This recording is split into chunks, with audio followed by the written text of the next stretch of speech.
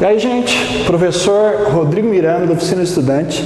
Você deve estar estranhando um pouco, né? Não sei se está vendo, mas eu estou no laboratório de Química, né? A gente tem aqui uma bancada, né? Uma luzinha branca.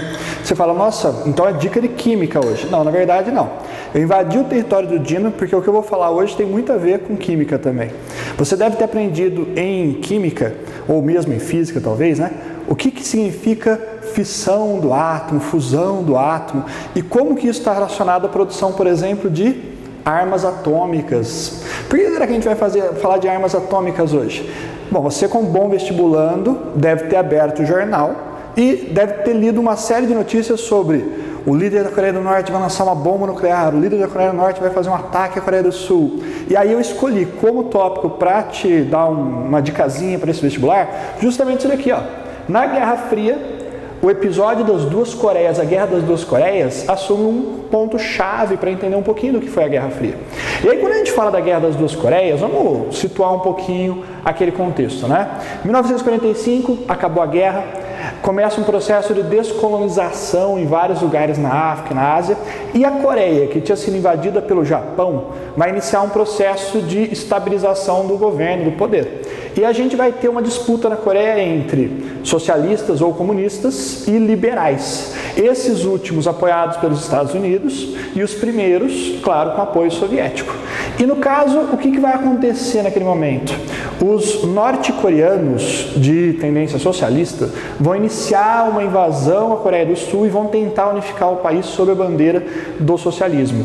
E imediatamente os Estados Unidos vai reagir, defendendo a Coreia do Sul e provocando então a Guerra das Coreias. É um assunto chave, um assunto muito atual e vale a pena pontuar na história como que ele está relacionado à Guerra Fria, né?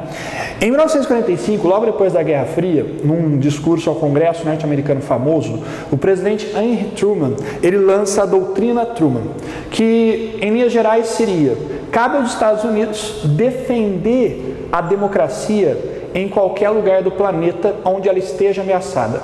Todo tipo de governo que ameace a democracia, que seja um governo tirânico, deveria ser combatido com todas as forças. E é óbvio que para os Estados Unidos, um regime antidemocrático é justamente um regime socialista.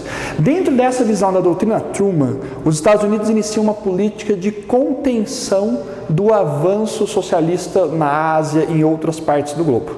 E quando a Guerra da Coreia se inicia, é óbvio que cabe aos Estados Unidos tentar evitar o que ficou conhecido como efeito dominó, que uma nação se tornasse socialista e isso servisse de estímulo para que em outras nações os movimentos de tendência socialista se organizassem para tomar o poder.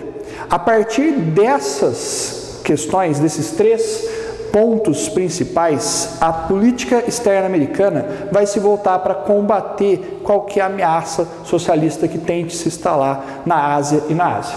E aí vem uma questão interessante, que é um ponto que uma Unicamp, uma USP pode te cobrar. E a China? Qual é o papel da China nisso tudo? O papel da China, em 1950, era muito claro.